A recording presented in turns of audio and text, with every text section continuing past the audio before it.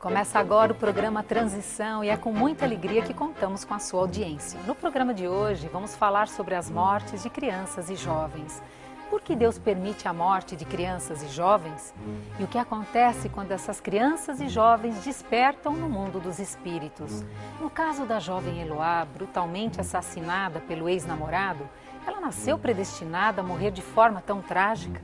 Para responder a essas e muitas outras questões, contamos com a participação do orador, educador e médium Divaldo Franco. O senhor acredita que crianças e jovens só morrem a partir da permissão de Deus?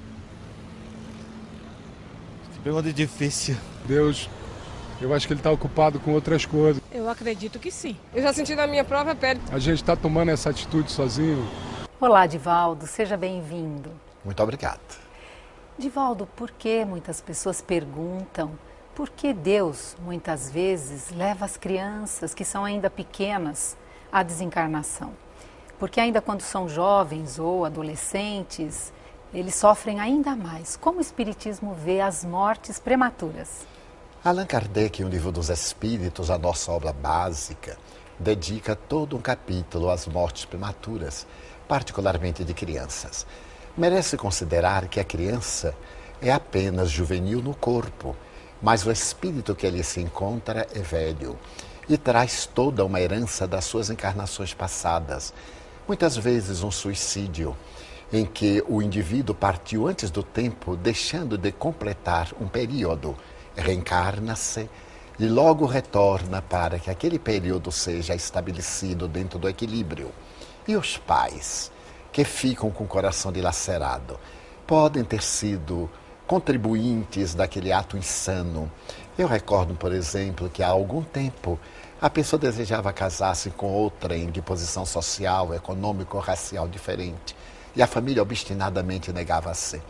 Então, por debilidade, o indivíduo preferia optar pelo suicídio, antecipando a hora da desencarnação.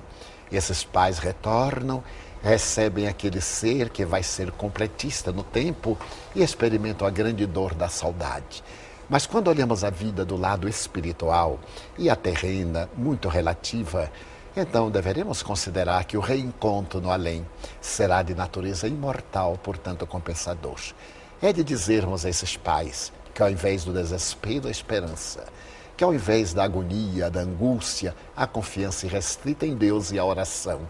Mesmo porque os seres queridos voltam, comunicam-se, trazem a certeza de que estão vivos e aquecem com amor que não morre nunca. Divaldo, agora nós vamos ver o que as pessoas pensam a respeito desse tema tão importante. A senhora acredita que as crianças e os jovens só morrem a partir da permissão de Deus? Sim. Os jovens e as crianças só morrem em função das políticas públicas que não são feitas de forma a atender a necessidade deles. Não. Não acredito. Uma pergunta meio, meio assim, cabeluda, né? Eu acho que não. Acredito. Não, eu não creio. Claro. Sem Deus, o que a gente é? Não. Eu acho que Deus não premedita a morte de ninguém. Eu acho que acontece. Muitas vezes a pessoa procura a morte, né? Porque eu acho que Deus está descansando, Ele não está intervindo em nada aqui no mundo. Deus não se agrada com a morte. Ele é um Deus de misericórdia. É o mundo que está dessa maneira. Eu acredito na interferência de Deus na nossa vida. Porque eu acho que as pessoas fazem muita coisa para poder matar as outras, né? Então Deus, eu acho que ele ficou até meio receoso de tomar alguma atitude, porque as pessoas mesmo estão se matando. Eu acho que isso já veio do começo do mundo, né? Eu acho que ninguém vai sem Deus não querer. Eu acredito que não é só Deus que interfere nisso, as pessoas também têm como interferir. Acredito que há factos que podem ocorrer independentemente das pessoas, não é? Portanto, pode ser por meras circunstâncias e não concretamente porque é uma premeditação. Deus influencia muito, mas a presença dos pais, a falta dos pais, a falta de um monte de coisa faz com que eles morram, né? E, Divaldo, você falou a respeito do suicídio na sua resposta, e ao redor do mundo, jovens, cada vez mais jovens, estão buscando esse caminho do suicídio. Como entender isso do ponto de vista do Espiritismo? É o vazio existencial. Nós vivemos na época do consumismo, em que os indivíduos valem mais pelo que apresentam do que em realidade o são.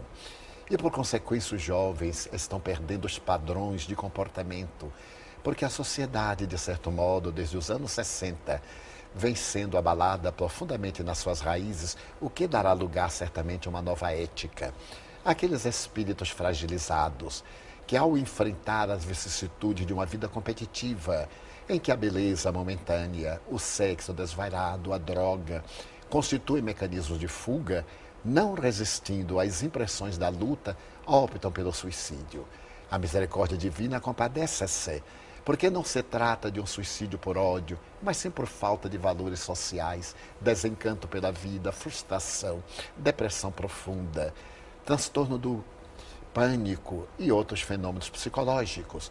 Mas ideal será que nós levemos a esses jovens e a todos a mensagem de vida e de esperança. Ser jovem é uma bênção divina. E não temos o direito de interromper esse período que vai nos dar a maturidade e a velhice. Divaldo, no Brasil, dados da Unicef, 3,3% das crianças brasileiras morrerão antes de chegar aos 5 anos de idade. Quais seriam os propósitos de Deus ao encaminhar para a reencarnação espíritos que viverão tão poucos anos, ou então a gestação que não chegará ao fim?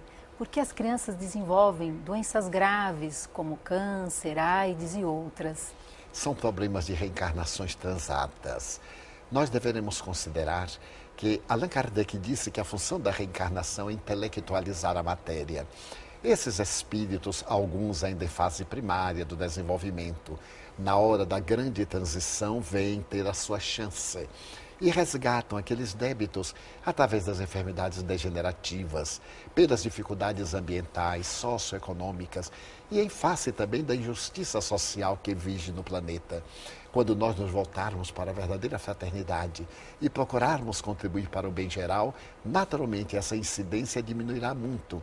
Mas mesmo desencarnando jovens, crianças, recém-nascidos, aqueles cuja gestação não se completam, estão exercendo um papel fundamental no próprio progresso, porque essa dor que a eles caracteriza e aos pais martiriza, se transforma em um lenitivo para a evolução.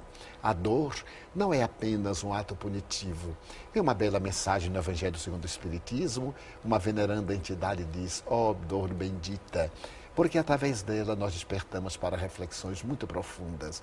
Porque a vida terrestre é toda cheia de imagens, tudo muito rápido, a fugacidade, a ausência de tempo para reflexionar. E quando a dor nos chega, então nós viajamos para dentro e encontramos a paz.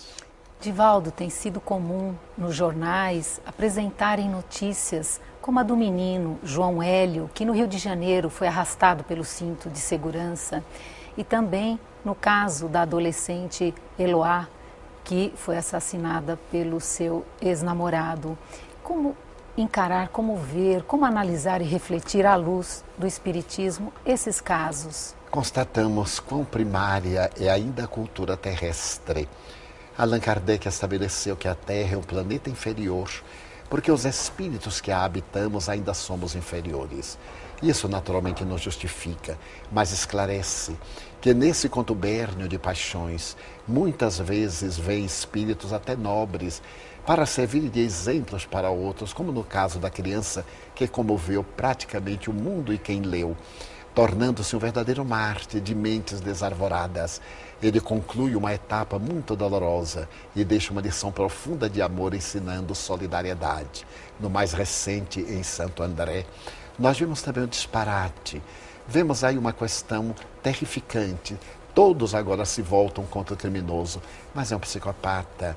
É alguém que merecia ter sido amparado antes, mas se não se pôde detectar a psicogênese do seu distúrbio emocional, se poderia ter refletido que uma menina de 12 anos para namorar com um adulto. Naturalmente isso caracterizava um certo ato pedófilo, com todo o respeito que eu coloco nas palavras, e que ela não tinha estrutura emocional para um tipo de afetividade que o jovem atormentado impunha. Então eu penso muito na mãe do criminoso, porque a mãe da vítima teve um dos mais belos gestos humanitários, deu os órgãos saudáveis da sua filhinha para salvar quantas outras vidas. Então foi uma menina missionária que, através da dor, deixa-nos uma lição notável do amor da genitora que perdoa ao algoz de sua filha. Minha filha está feliz, eu doei os órgãos dela, eu sei que eu dei vida ela deu vida a 7 pessoas e eu sei que ela está muito feliz. Eu quero agradecer a todo mundo, que a polícia não teve culpa de nada. Eu consigo perdoar o menino. Eu consigo perdoar ele de todo o meu coração. Mas que a justiça seja feita. É só isso que eu tenho a declarar e agradeço a todos. O pessoal da escola, todos os amiguinhos dela. E não tem mais nada a declarar, o que eu tinha de falar era isso.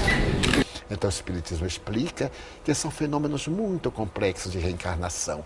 A divindade não necessitaria que nós tomássemos a adaga, nem que ele fosse o justiceiro, porque não temos padrões. Aconteceria de outra forma, um acidente, qualquer uma outra ocorrência dolorosa, através da qual a menina resgatasse seus débitos, mas na alucinação. O tresvariado preferiu ele próprio ser o justiceiro, entre aspas, tombando no abismo irremediável da própria loucura, em um processo longo de martírio e de recuperação. Mas a vítima torna-se uma heroína do bem e evolui. Divaldo, agora nós vamos ver o que as pessoas pensam a respeito desse tema tão importante.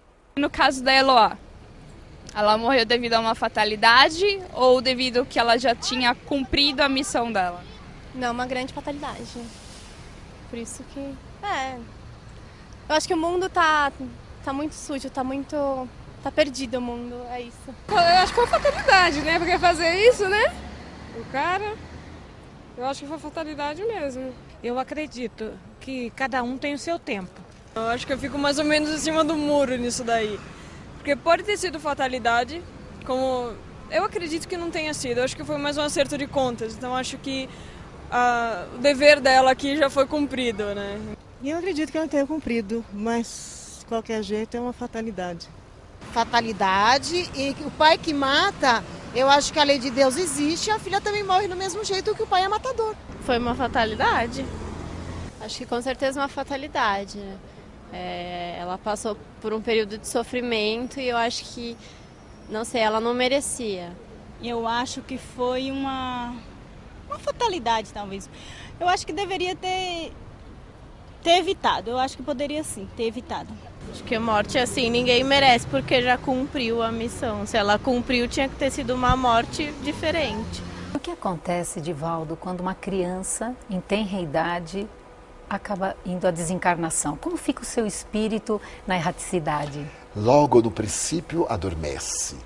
E não tem uma noção, porque o espírito não se fixou ainda à indumentária cerebral.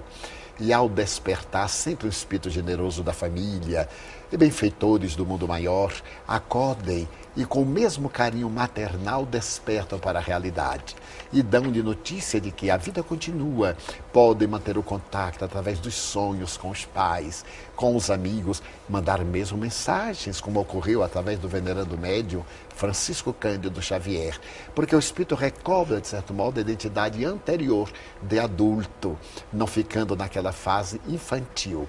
Mas quando seus pais vão desencarnar para o reencontro, assumem a forma infantil, porque era aquela que está na memória dos seus genitores. Divaldo, voltando ainda ao caso de Eloá, conta a mídia que o rapaz dizia que, ora, ele ouviu uma voz que dizia para que ele não realizasse o ato, que outros momentos ele dizia que ele ouvia como se fosse o anjo dizendo para ele não fazer o ato e o diabo para ele dizendo para que ele fizesse esse ato. Eu estou vendo aqui, ó, tem um anjinho aqui falando, não faz isso. Do meu lado tem outro aqui, um diabinho falando, faz, não deixa passar não. Tem um anjinho e um diabinho aqui. O diabinho está falando para fazer. Vai em frente, mas não para. O anjo está falando, faz isso. Estou todo confuso, estou nervoso. E por aí, se pode refletir que houve uma interferência, uma influência espiritual? Do ponto de vista psicológico, a nossa mente, a psique, sofre uma cisão. E essa cisão é denominada os dois eus, que vulgarmente se chama o anjo e o demônio. Por exemplo, o caso do grande escritor inglês Stevenson, Mr. Hyde e Dr. Jekyll. Um era nobre, o outro era perverso. A grande tarefa terapêutica é fazer a fusão desses dois eus na identidade profunda do self ou do espírito encarnado.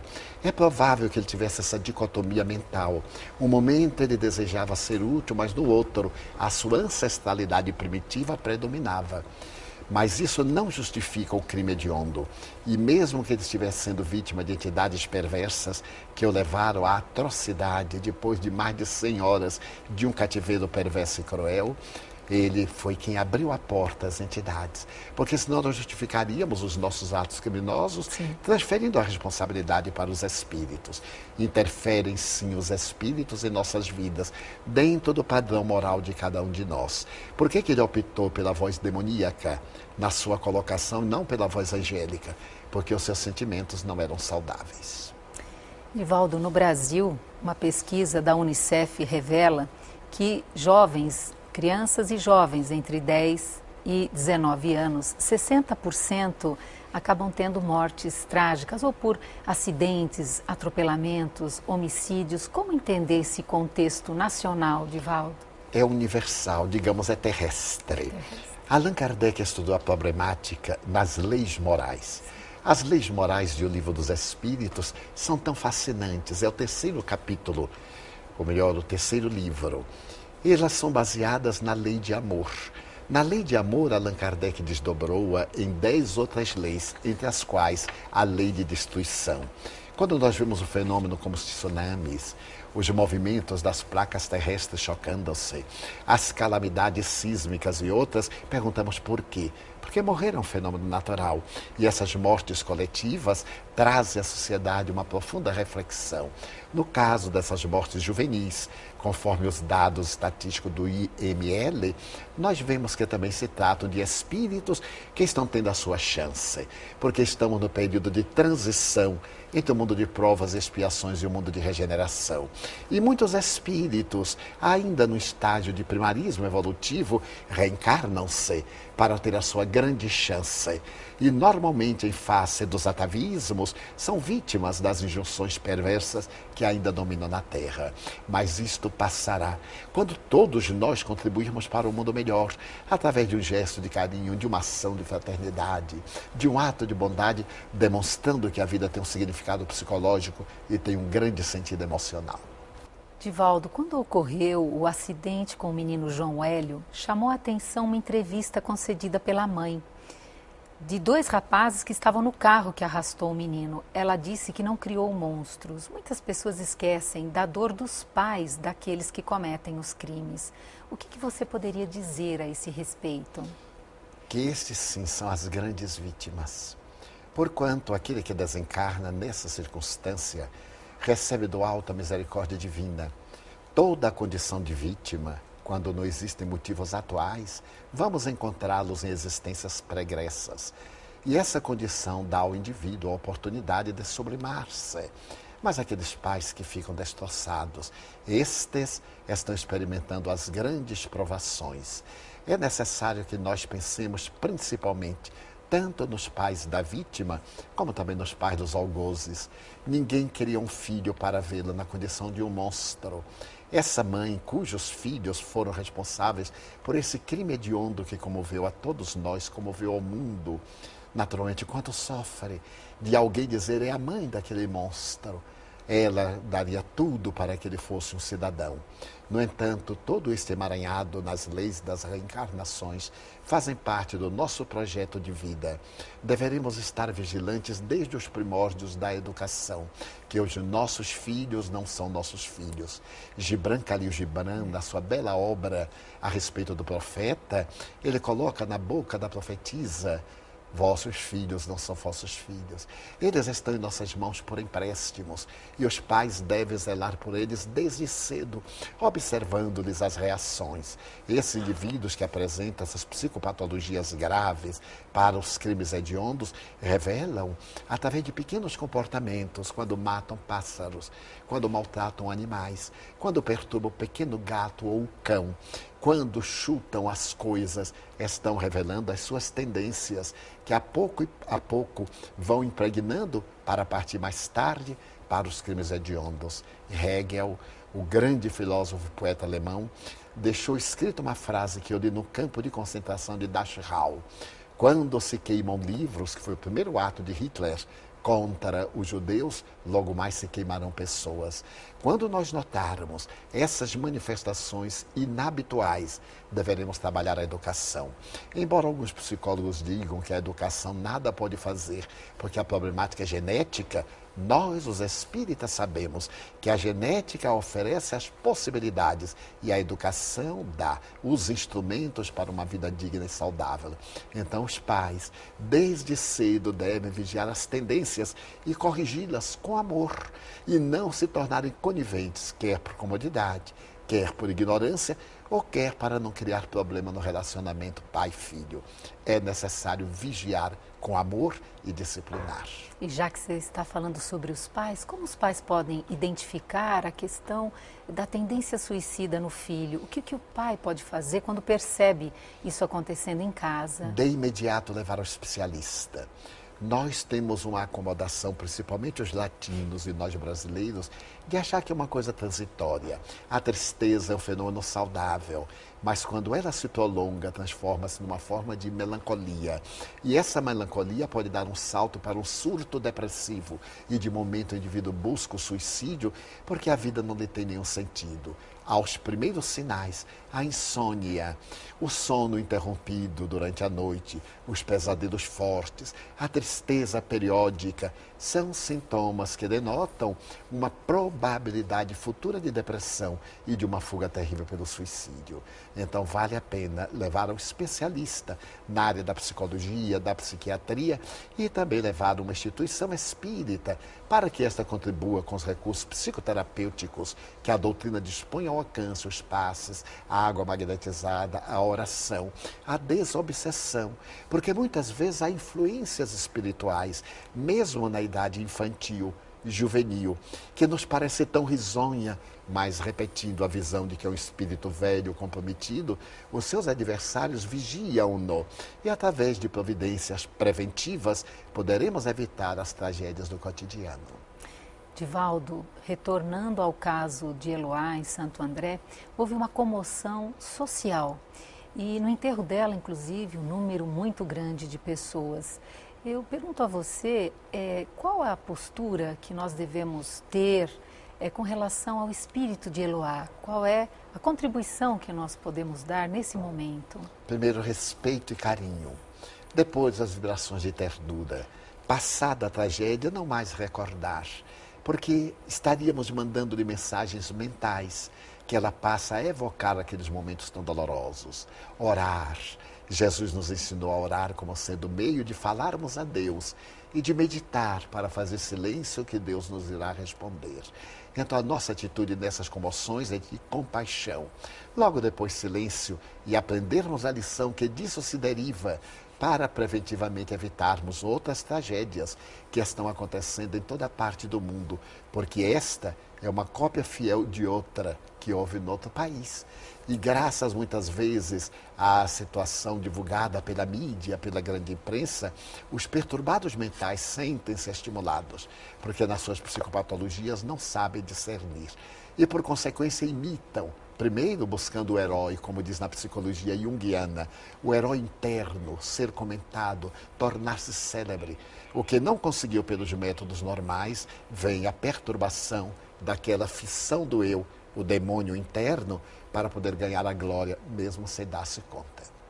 Divaldo, que mensagem você deixa aos pais que não se conformam porque o filho está gravemente doente, o filho pequeno, ou então o adolescente, ou então que acabou de desencarnar de uma maneira natural ou trágica, enfim, qual é a sua mensagem aos pais que ainda não se conformam e não aceitam a morte prematura? É natural que haja esta reação, mesmo porque nós fomos educados para a vida. O consumismo, o imediatismo, as propostas hedonistas sempre nos levam à vida atual, esquecidos que somos seres imortais. Quando a morte nos advém, é um choque, porque nós sempre pensamos na morte do vizinho, na morte do outro. E como o outro, o vizinho, pensam a mesma coisa, chega a nossa vez. Então eu diria aos pais inconformados com as doenças dos filhos, a angústia, a perspectiva da morte, confia em Deus. Toda essa experiência é valioso contributo para a vida. Viva com ele cada momento da existência. Aproveite, adianta, por exemplo, uma vida longa e inútil. Então viva eternamente cada momento entregue a Deus que emprestou a você o filho querido. E àqueles que estão nos mantos da saudade, da angústia, eu diria, evoque as horas de felicidade que teve com o ser querido. Recorde-se dos momentos aprazíveis e não da morte.